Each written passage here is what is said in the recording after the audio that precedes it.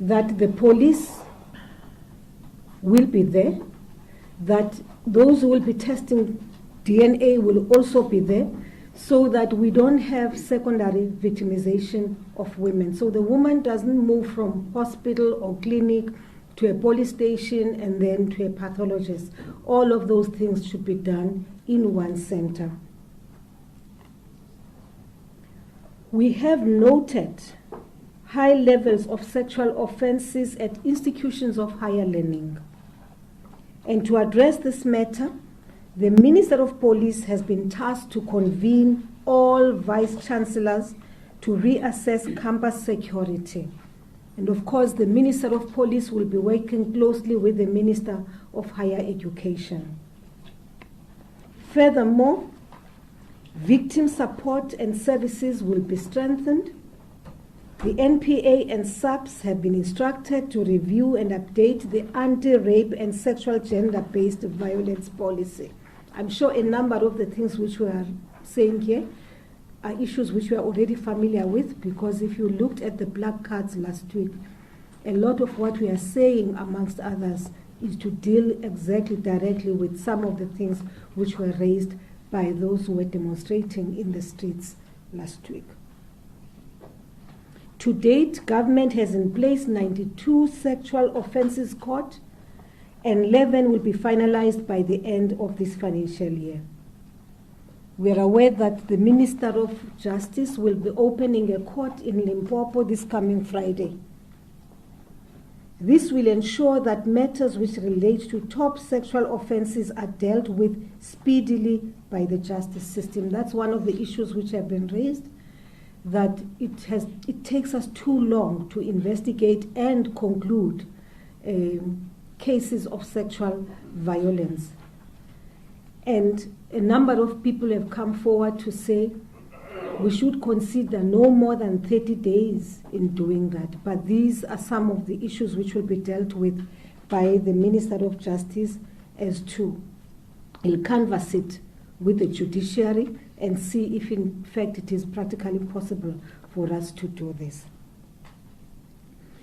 We will review laws to ensure parole is not granted for people who are convicted for sexual crimes. And that, of course, when you are charged for sexual crimes, that in fact there should be stricter bail conditions which apply to this category of people. We are committed to engaging the affected communities to find lasting solutions to crime, violence, and drug trafficking. We would further like to appeal to the communities to partner with law enforcement agencies and community organizations to make sure that our country is safe, peaceful, and prosperous. We have moved swiftly to restore peace and stability in Johannesburg, Ekurhuleni, and Tshwane CBDs. The following interventions have been implemented immediately. Over 170 people have been arrested due to intelligence. We were able to contain violence and criminal acts within the trucking industry, including other illegal elements. Protests against the hiring of foreign drivers in the logistics and trucking center mainly affected N2 and N3. Routes between Mpumalanga and KwaZulu-Natal were also affected. We've renewed our commitment to fighting fraud and corruption within the law enforcement sector as a whole, to ensure that those who are responsible are brought to book. We are working with embassies from different SADC member states and all other countries to assist those who want to return to their countries of origin. Following threats of violence planned for the 1st and 2nd of September, a joint ministerial team made up of Ministers of Employment and Labour, Police, Transport, Home Affairs convened an urgent meeting in order to map a way forward. Ministers of Transport, Labour, Police and Home Affairs agreed that the criminal acts of road blockades and burning of trucks and assets amount to economic sabotage, threatening the economic viability of the SADC region. These acts, spearheaded by criminal elements who are responsible for the intimidation and killing of truck drivers in this sector. There's been continuous multidisciplinary integrated consultation with representatives in the trucking industry as well as with communities through various community structures to bring stability. Close to 700 suspects have been arrested, some as early as the night of the 1st of September, where there were flare-ups of violence in the CBD. The charges for the arrested suspects range from public violence, arson, malicious damage to property, theft and possession of stolen property, possession of unlicensed firearms and ammunition, attempted murder and murder, business robbery, and contravention of the Gatherings Act. Criminal intelligence, as I've indicated earlier on, has been providing ongoing operational support through the submission of these early warning systems. Incidents of violence flared up but quickly dealt with by police around Jeepistown and Hillbrow. 2 people died on Sunday, bringing the total amount of fatalities to 12, 10 of which are South Africans and 2 are foreign nationals. Law enforcement will ensure that the authority of the state is not undermined. Any attempt to undermine the authority of the state will be met with severe consequences. An attack on law enforcement authorities is an attack on the state. The law enforcement agencies will increase and maintain visibility in all volatile hotspots. The South African Police Service will continue to act against any acts of lawlessness, irrespective of whether a person is a South African or a foreigner.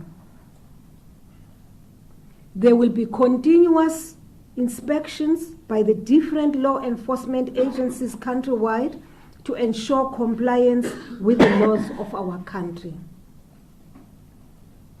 We believe that South Africa is not a xenophobic nation.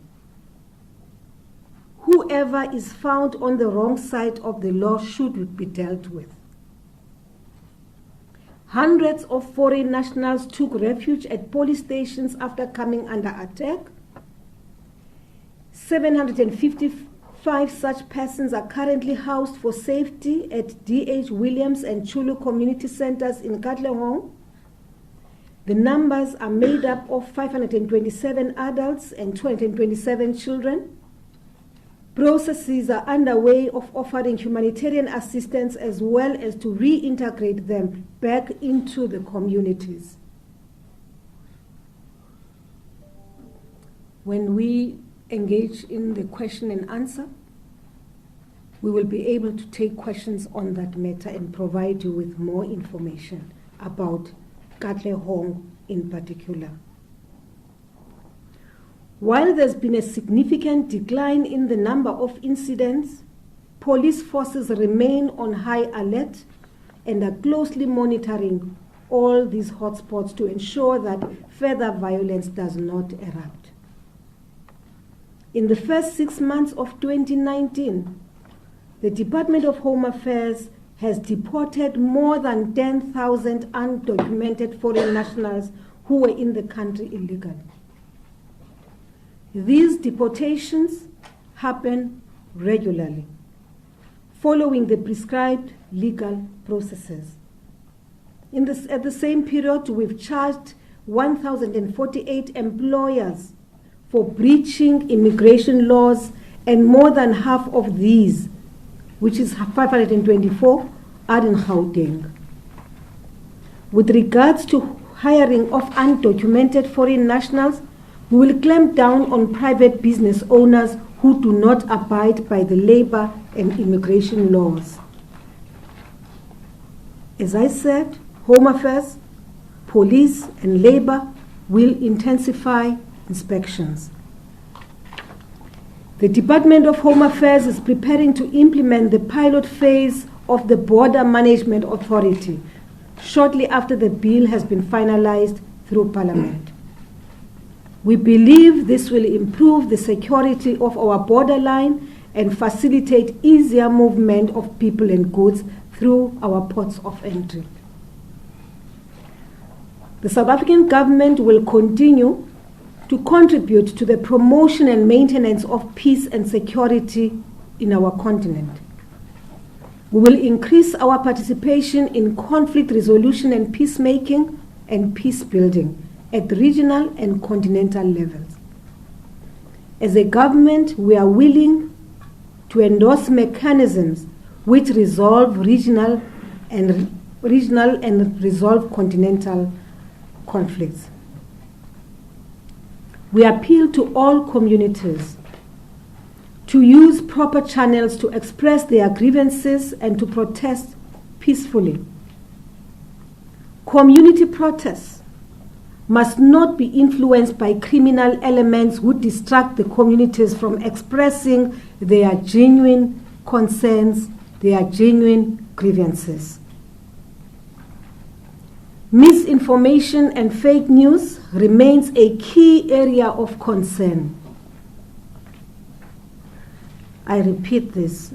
Misinformation and fake news remain a key area of concern, as we have seen some of the pictures which are circulating, and these ministers here, we will talk to that matter. We appeal to South Africans to be vigilant in sharing and posting all false messages, videos, and pictures that exaggerate the real situation on the ground. These acts are both illegal and damaging to the reputation of our country and the conduct of its citizens. In conclusion, the Justice and Crime Prevention Cluster would like to extend its sincere condolences to all the families, friends, and colleagues of those people who have lost their lives in the recent violence. I end. Thank you. Thank you very much, Minister. Ladies and gentlemen, before I open up for question time, I would like to indicate to you that the Minister of Defense, the chairperson of the cluster, is accompanied by Minister Fela, Minister Dozo, Minister Lamula, and Deputy Minister Matale, Deputy Minister Godra, Minister Mutwaledi, and Deputy Minister Nzuza, and Deputy Minister Jefferson. They are all with us today. I think in Cape Town, I'm informed that the Commissioner of Police is there, and together with the Commissioner of Prisons. Ladies and gentlemen, once again, welcome. I will open the floor for questions. I'll take 3 questions at a go. We'll start with the front row. Thank you. The lady at the corner. I'm Joanna from Newsroom Africa. I've got 2 questions. The first one is, what is this committee or this cluster doing to expedite the issue around missing persons? And secondly, the chief whip of the ruling party said yesterday that they're working on a process where they want to make the list of sexual offenders public. Do you have dates? Are you working on this matter? What is the progress with regards to that? And also, the third question, the sexual offences courts. I know the Minister of Justice is going to Limpopo, but they also spoke about mobile sexual offences courts. What is the update with regards to that? the implementation, and the dates? Thank you very much. Chantal Presence from African News Agency. I just wanted to ask, the ANC chief whip also yesterday said the ANC caucus, we discussed it with members of the executive, the part of the caucus, were in favour of no bail for accused persons. Does this mean that the minister, the executive, is in favour of due process and the presumption of innocence before we found guilty being done away with? Thank you, Chantal.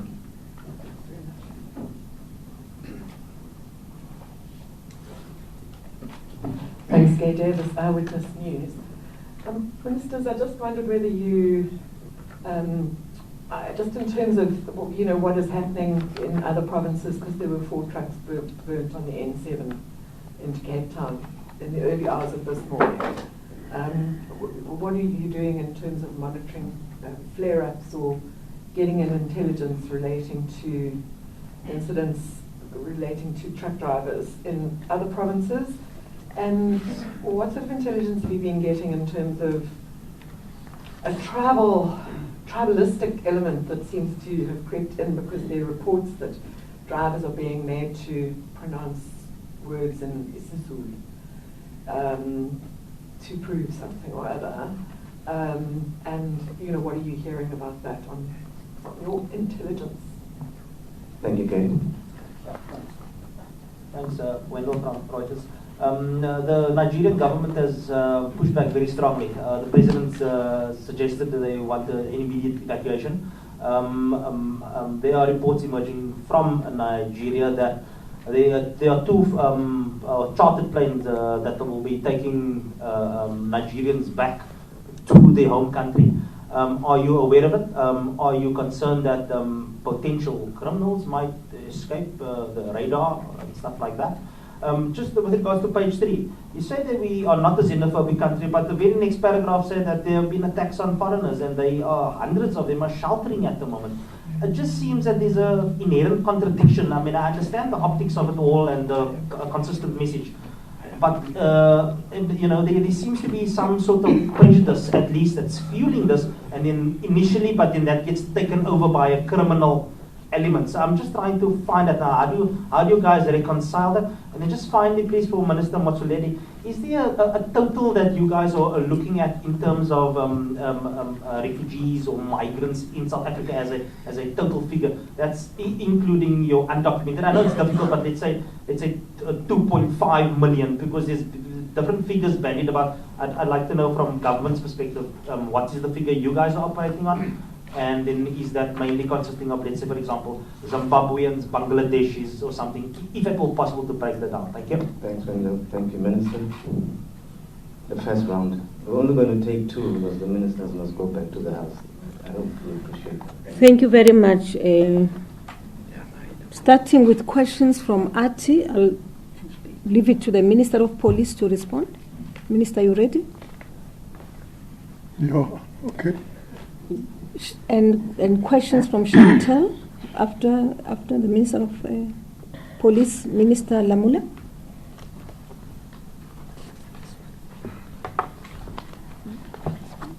The first question about tracing the missing people. That's the first question. First, you must remember that South Africa is a member of the Interpol. Or as the member of the Interpol that is made of 192 countries, we have our eyes on all other countries that are members of Interpol. We work very closely with them. But besides that, we have our tracing team that will be allocated within the office of the Interpol in the headquarters of the South African Police here, but also with the crime intelligence working on that.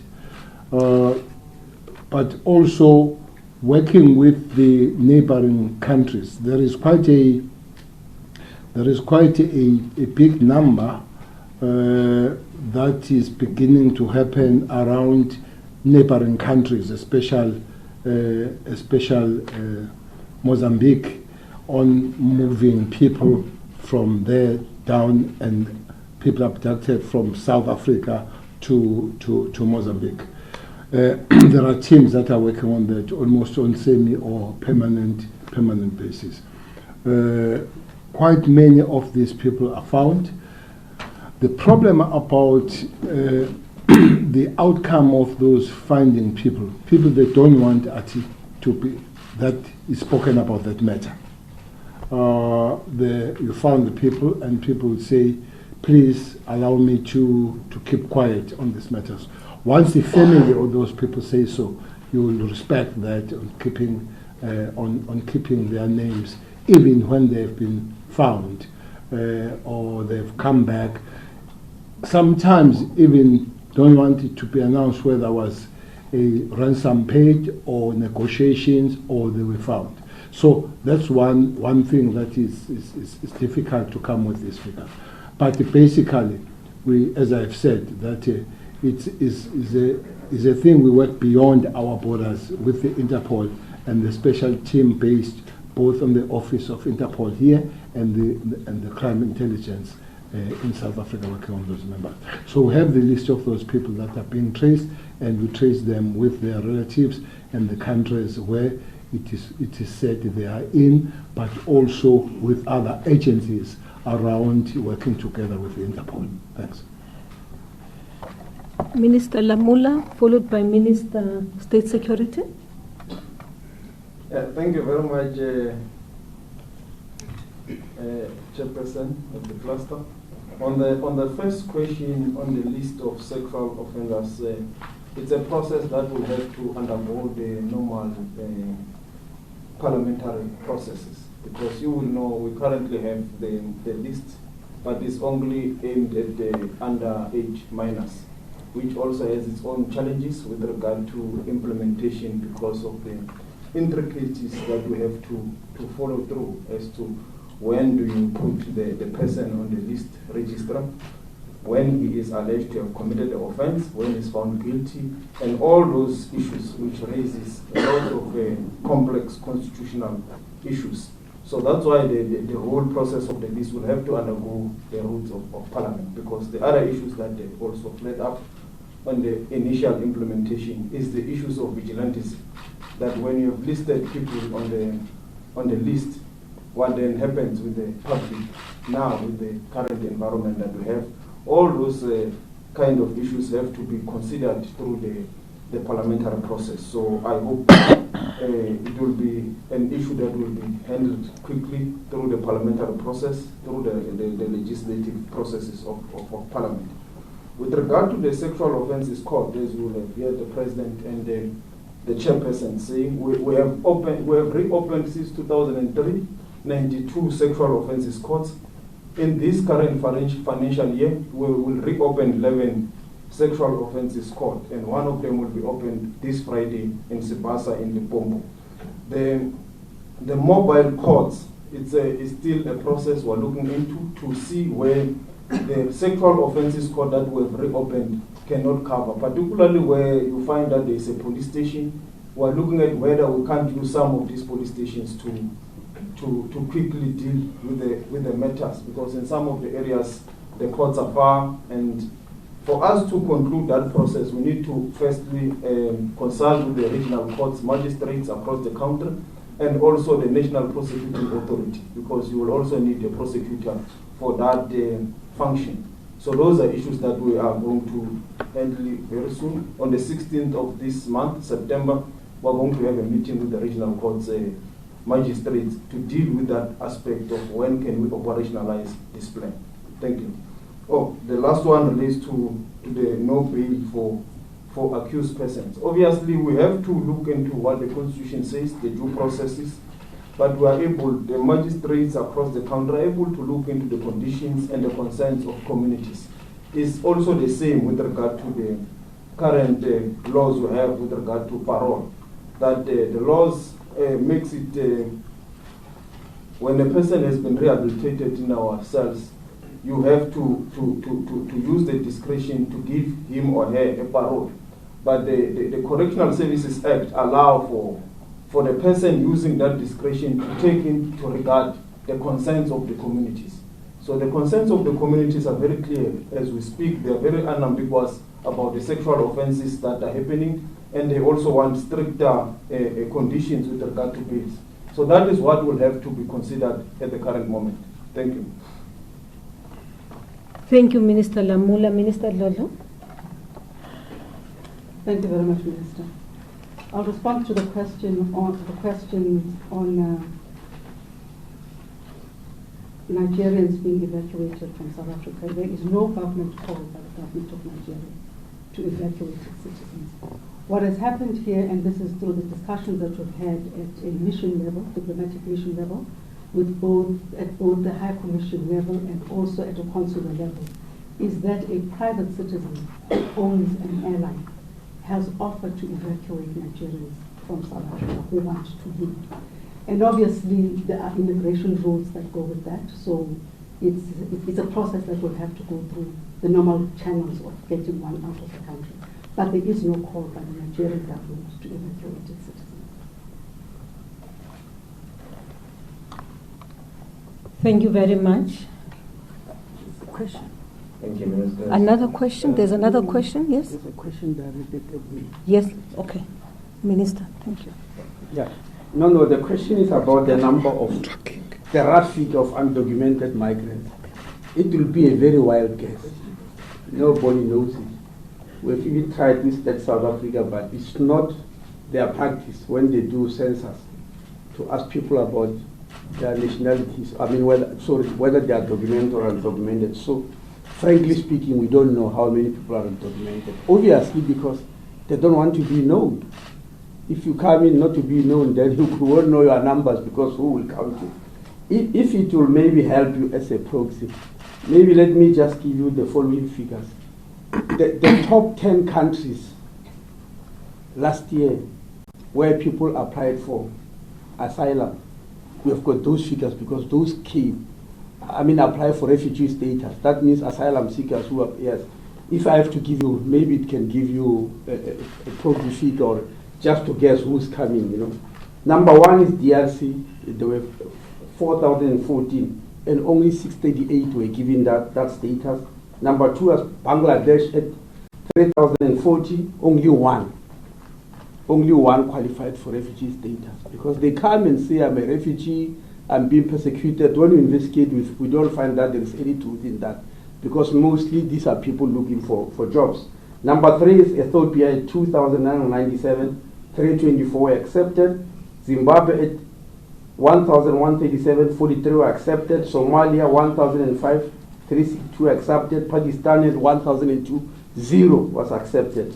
Nigeria at 948, 0 was accepted. Burundi at 916, 69 were accepted.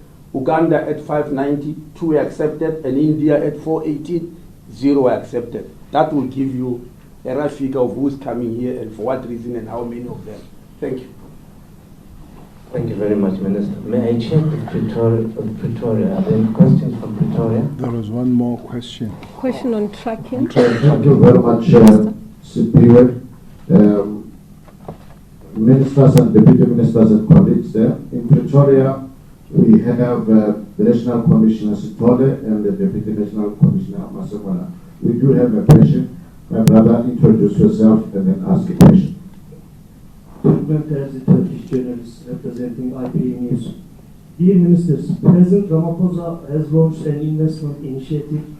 It seems that recent incident may scare many foreign investors as foreign media largely cover looting and other criminal acts.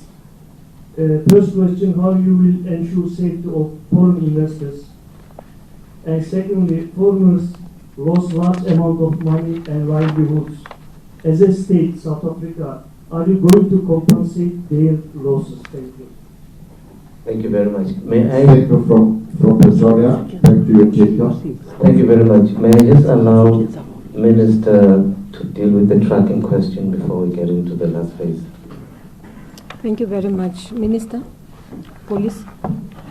There are basically, I think, 4 Ns. That would be N7, N3, N2, N11.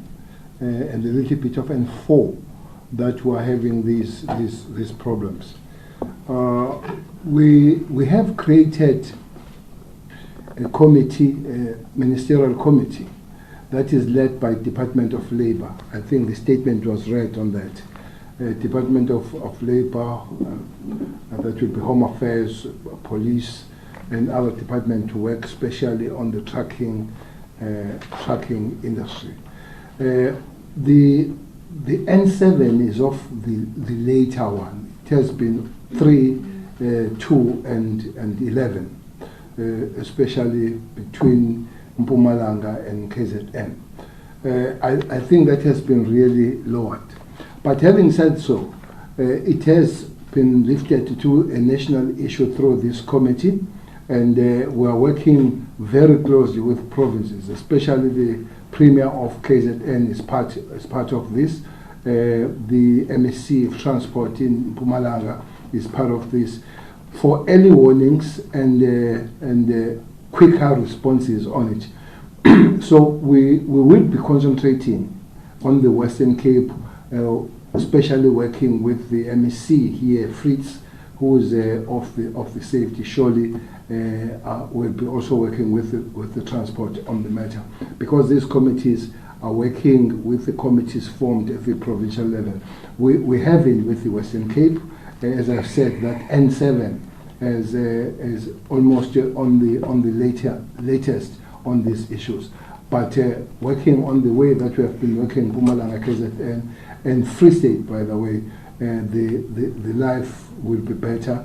And indeed, the chairperson of this committee, Minister of Employment and Labour, has raised the issue that we form the committee working here. Thank you very much. Colleagues, we'll take the last round. I'll start with JJ. Thank you. Minister of Defence, much of your answer relied on intelligence and the spectacular quality of it. Maybe the Minister of State Security can then inform us of any past event in this current cycle of problems where intelligence helped prevent a problem. Because quite frankly, as you know, there is little to no way of actually checking whether anything good ever comes out of checking anything in its portfolio committee. There's no oversight. It just goes money, and we are told afterwards they did well, but we're not told what. So either we must be extremely gullible, or we must put our trust, or we must perhaps do our jobs and ask people to tell us what happened. Even if you can't tell us what will happen or what you are doing, maybe tell us what you did. Thank you. I'm Mr. Songyam Lamla from Independent Media. What are the plans for the Operation Lockdown, which includes the deployment of the Army in the Cape floods? Any possible extensions as we approach September 16th? Thank you, Mr. Songyam. Good afternoon, Ministers. Paul Becchiaro from Bloomberg. I know you've sort of alluded to this in the... Okay. Also, thanks. And when, what engagement is there with those employers in terms of easing the situation? Thanks. Auntie? Just clarity to the Minister of Police. I just want to understand, are the missing persons in South Africa only leaving or being taken or abducted out of South Africa? Are you dealing with the missing persons within South Africa? I don't know if you've seen that there's an advent on social media where we're seeing people being posted to have gone missing. So are you also looking at those that are missing within our borders, specifically females? And the second question is, one of the issues or one of the things that the Speaker of the National Assembly spoke about when she was addressing protesters outside, I believe, Minister, you were there, she spoke about a process of training police to deal with people that come to police stations to report cases of sexual offences. Are you working on training police to be able to receive people who go to police stations to report cases of sexual offense? Ladies and gentlemen, thank you very much. That was the last round. I'm sorry. I'll hand over to Minister. Okay. I just wanted an update on where we are with the rape kits. The what? The DNA of the rape kits. Are they like they are? Want to go and see them?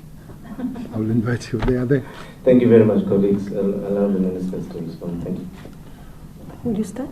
Minister Police? Where do I start? Because safety, Pretoria wants to know if safety and people are going to be compensated, the foreigners. Let's put this. This question is linked with the foreigners that have been really attacked. At the present moment, we have 637 people arrested, plus 15 that were arrested last night at Thokoza. Mostly with the South African, and there are foreigners that are arrested. And 12 people are dead on this matter. 10 of them are South Africans, and 2 are foreign nationals. We can go and visit the streets, especially in Katlehong, in GP Street, and you could see, and Jimiston, that this narrative to say that foreign national shops were banned is not true. Those people were banning shops. I don't even think that they were looking at them if they're South African or not. They will loot the shop and ban them. Where I walk in the street I'm talking, you will find your ShopRite banned, your PEP banned, your USafe banned. Last time I checked, those were South African shops. And we as the police will come and arrest criminals, we would not really ask them what is their nationality. You usually find about you when we process you. If you are engaged in criminality, we arrest you and later we check. And we don't let you go because you are a foreigner or South African when you have committed crime. So there will be three categories of the people that will be arrested on this matter. One, there will be people that we find on the spot doing the thing. Two, will be some of the people that are organizing. You did ask the question, are there organizers? Yes. Sometimes there are people that organize activities of criminality, and they will use people, sometimes use the foreign nationals on the matter as an excuse as they are doing their criminality. So that's that. If we need to look at the compensation, you'll have to look at the compensation of the businesses that many people that have lost rather than the foreign national businesses. We haven't discovered that there is a calculated way of doing that. We have, from the side of the police, discovered that the people are looting the shops and burning the shops. I don't even think that sometimes they know who owns those shops. So that's what we were dealing with. And to us, that is nothing but a criminality.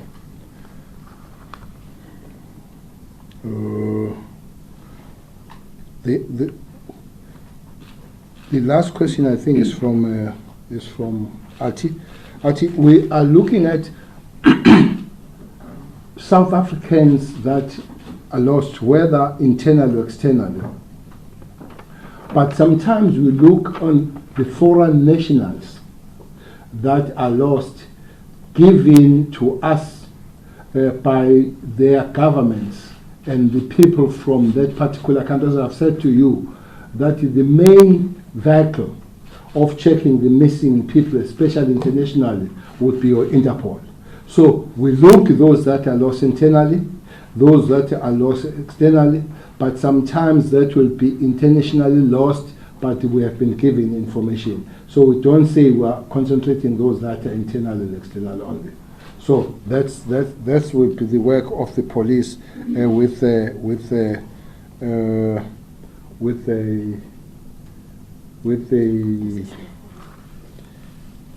concerning the people that are lost. The tracking, the track engagement, yes. I'm not sure about 80%. I'm not sure about that. We haven't found. We have been working with this for some time. What has happened, the statement was read by the Minister of Defense to say we'll intensify the inspections in the depots and in the factories where tracking is part of their work, and there are people that are working as drivers. Led by the Department of Labor, the Home Affairs, and the police. That is happening. But it is true that we have found the industry or the firm where they only employ the foreign nationals as their drivers. That is true.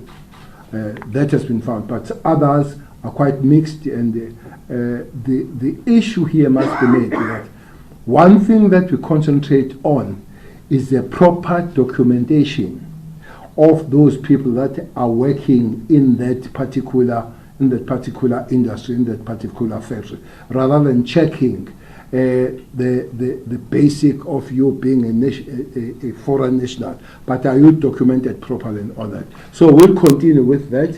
There are South African employers that are really have a big disregard of the law.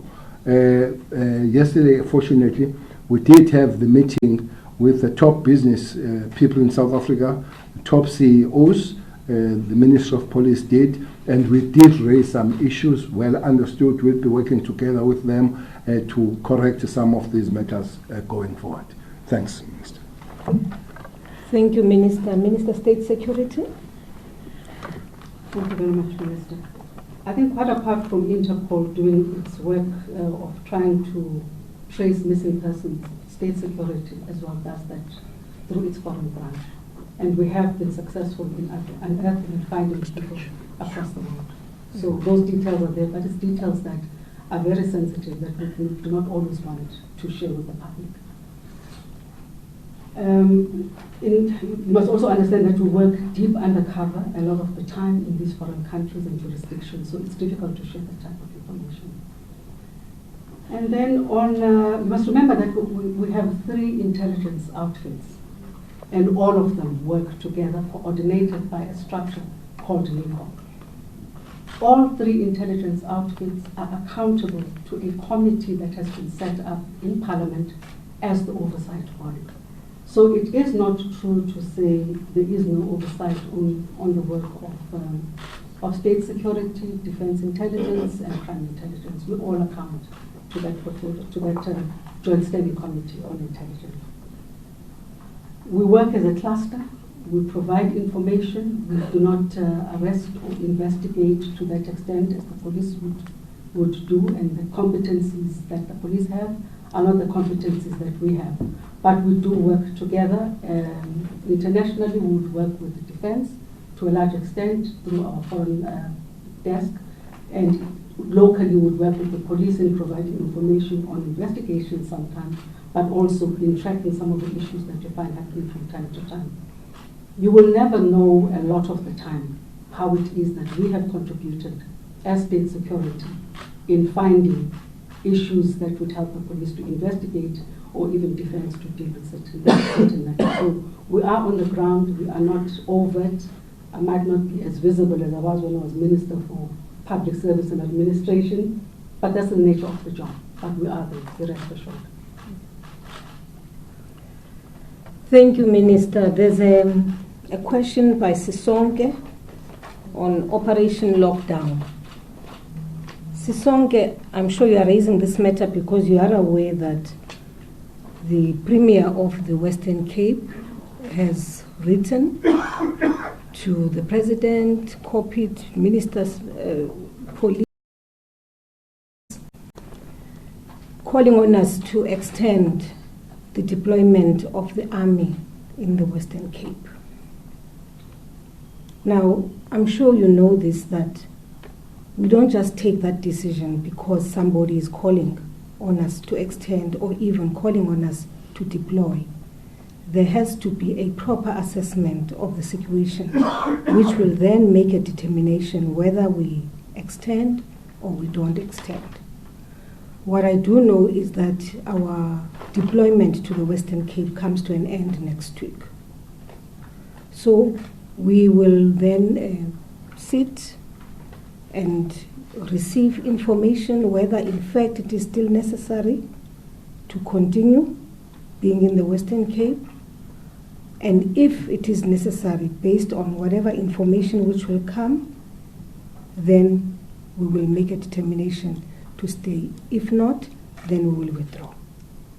But remember that for every deployment here internally, papers are prepared, a presidential minute by the president, Parliament must be informed, so that decision obviously would have to be taken as quickly as possible, because then we have that obligation to account to Parliament before deployment. Thank you. The training. Now, there was a question here from Bloomberg, which is who's behind the unrest? Certainly, we don't know who's behind the unrest. Now, again, suppose we had that information as to who is behind the unrest. Would that information be up for the public, or would it be there for purposes of planning whatever operation necessary to prevent that from continuing? So, we end this briefing by appealing to all South Africans to abide by the rules of the country. We also appeal to foreign nationals themselves, whether documented or undocumented, because the reality is that we do have those who are undocumented, to observe the rules of the country. And that if you come into South Africa for business, that you apply for a business permit. I think because these are some of the things which have come out during this past week, so it's important for us to appeal to our people to understand that there will be no tolerance for lawlessness. The Minister of Police did make through the statement that there will be more visibility of police, more than what you see now. And police being visible will mean, of course, an effort to deter lawlessness and crime. We believe that there are elements of criminals who are taking advantage of the concerns of ordinary South Africans. Thank you very much. Ministers, thank you very much. Ladies and gentlemen, much appreciated. Thank you.